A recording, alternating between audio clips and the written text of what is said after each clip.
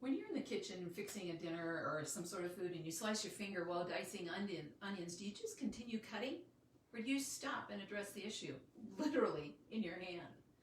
What about when you experience hurt in your marriage? Do you just keeping on with your head down and pushing through? Or do you do something to address the issue? Now, there are some obvious differences between a bloody finger and the pain of a mean word or a destructive secret in your marriage. But I think you might agree with me that the deeper cut and the more troublesome wound is the pain caused by your spouse. I see how that deep betrayal in a marriage can cut when I work with women whose husbands are addicted to pornography. This addiction not only violates trust, but it causes us as women to doubt ourselves. When your marriage and life experience the shock and then the aftershock from a porn addiction discovery, you need to know what to do next. But you need to hear this. Do something. Don't ignore it. Your heart is more tender than your finger, and it takes longer to heal. If your husband reveals or you discover somehow that there's a porn addiction, what do you do next? Do you call your best friend, your mom, your sister? Do you kick him out of the house? Do you pack a bag and leave? What do you tell your children? The answers aren't always clear or obvious. Such horrible news brings with it a kind of mind-numbing shock that makes it difficult to think. As a coach, my first contact with a client often occurs during these first moments. And I understand the pain, the disbelief, embarrassment, and horror. I feel every emotion. Most clients, when they come to me, want me to tell them what to do. For instance, well, I'll call her Sue, said, "I just need you to tell me what to do." I understand her desperate need to take quick action. But the longer we talked, she later said to me, "You didn't tell me what to do. You helped me think through my options. Thank you." You see, I understand that desire, but the answers aren't always the same for every person. The first question, though, to ask in every situation is, are you in physical danger? If the answer to that question is yes, then hear me. Get to a place of shelter and safety immediately. If you have children at home, make sure that you get them out as well. But if the answer to that question is no, then let's talk about some other questions that we might ask in this situation. The first one is, when and how did you find out about the porn addiction? The second one, did your husband come clear when you found out? That's a key question. Number 3, how much have you and he discussed it? Number 4, do you have a sense for what you'd like to do next?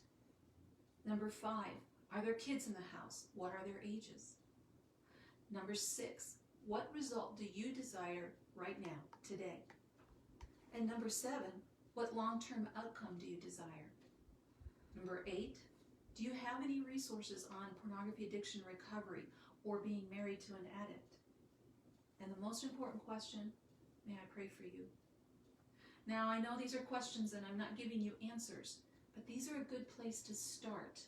When you're in shock, you need to get your feet grounded a bit before you make any major decisions. So as a coach, I want to hear your heart. And if you're ready, help you go from the brain fog to the potential next steps. Asking these questions and other follow-up ones based on how you respond to those helps me guide you from shock to your next best step.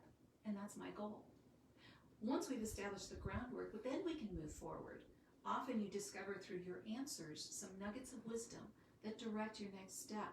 It's so exciting when that happens, and this is why I love coaching. Watching and helping you discover the path forward energizes you and me.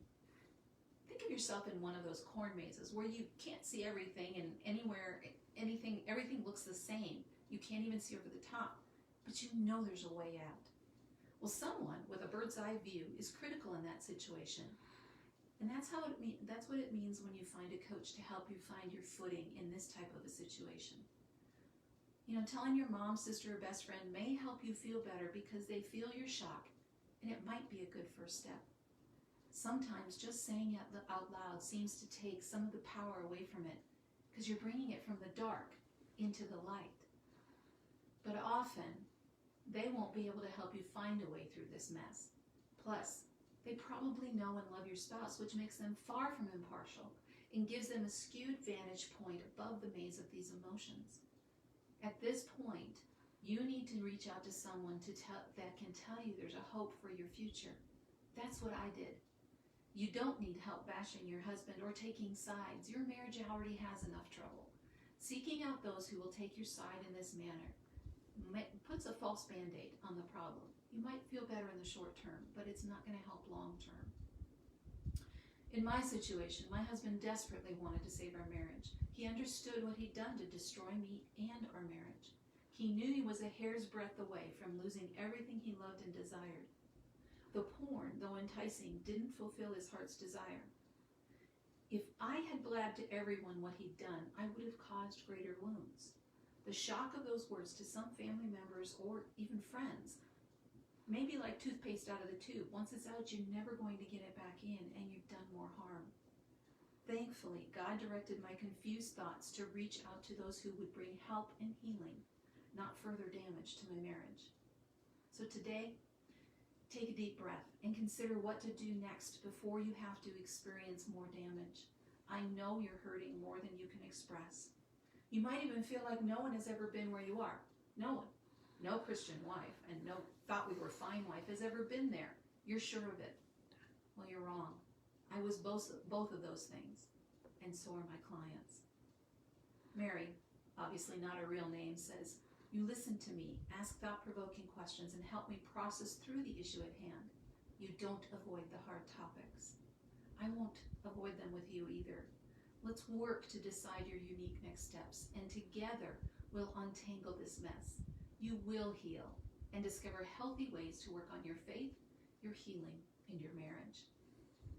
I can tell you, being 13 years beyond that destructive day, that there is hope. For years I wondered why God allowed this horrible pain in my life. I wouldn't wish it on my worst enemy, but not anymore. I believe God allowed this pain to draw me closer to Him and to care for other women whose husbands are addicted to pornography. Research shows that online porn viewing rates are just as high as men who attend church as those who don't. And TechCrunch reports online porn viewing increases infidelity in marriages by 300%. Every time I see that stat, it breaks my heart. Because I know there's a battle for our husband's heart, and it's destroying marriages. So today, I want to help you if you're a woman who's wounded from this horrible pain. I offer free resources, a tender heart, and one-on-one help through coaching or my short-term Aftershock recovery coaching method. You deserve to heal, whether he decides to change or not. You don't have to live with this pain. I can help. Hop on over to KirstenDSamuel.com. That's KIRSTEN, D as in Diane, Samuel, SAMUEL.com, and click the blue button to set up a free consultation. You deserve to heal today. Until next time.